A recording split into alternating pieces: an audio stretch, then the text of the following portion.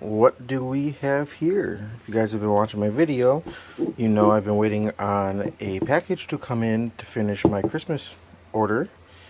So let's go ahead and open. Give me a second.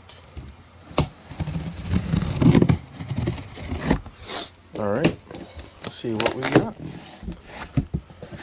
Oh yeah, you can kind of see it there already. This is a lot bigger than my other displays, as I'm sure you've seen in a previous video. I love ordering from Ron Cole. He does a great job packaging his stuff. I can see why this took so long. I actually ordered it on Christmas and it just got delivered today.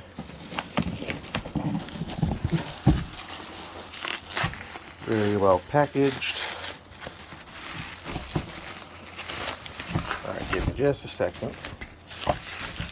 Sorry for the noise.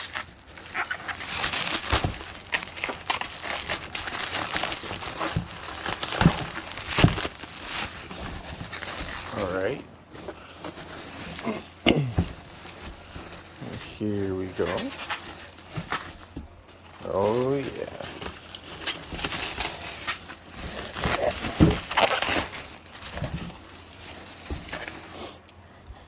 Still struggling to get it out.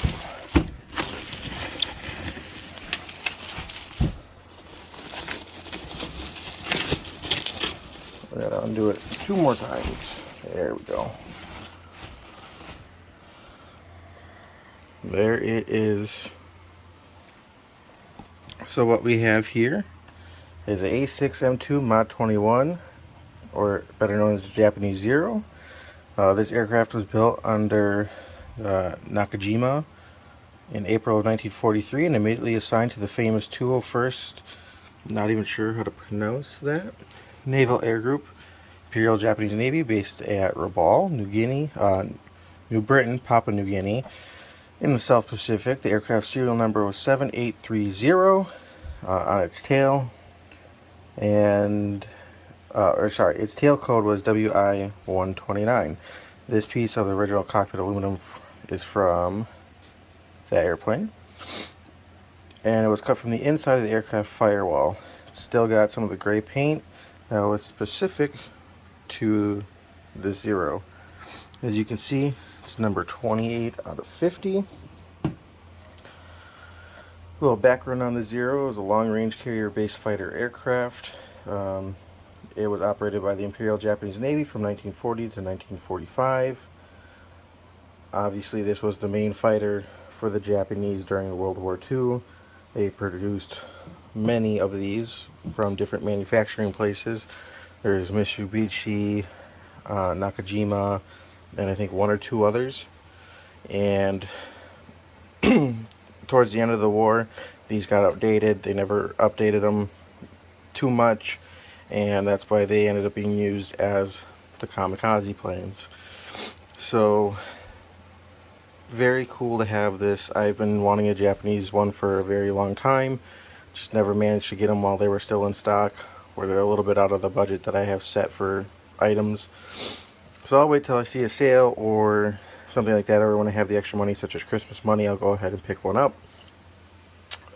So my other displays, if you would cut this in half, I could fit 2 displays on here. So this is a nice big display.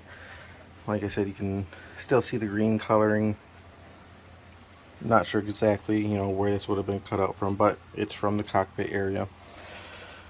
Super stoked to have this. Hopefully y'all are enjoying the videos. I have more to come. I have a couple items I picked up from an antique shop the other night, and I still have a box to go through that is at my parents' place. I have to get up there on the weekend and finish filming that, excuse me. So if you're liking the content so far, make sure you leave a like, subscribe, and be sure to follow me for more stuff, because when I get new items in, I'll do an unboxing like this, keep you up to date. Later in my channel, when I get a computer, I plan on doing a nice full video history of the item or what it came from, with some historical photos and stuff like that. I just wanted to kind of get my collection out there so people can see why I play such World War II games and my history and love for it. Again, my collection is for educating people, and that's exactly what I want to do. So getting this in today, I'm going to go ahead and do some research, print out a paragraph or a page for my collection, and who knows, if I get enough views on this, I might make an update video with the updated information. So I'm pretty excited about this one. Hopefully y'all enjoyed.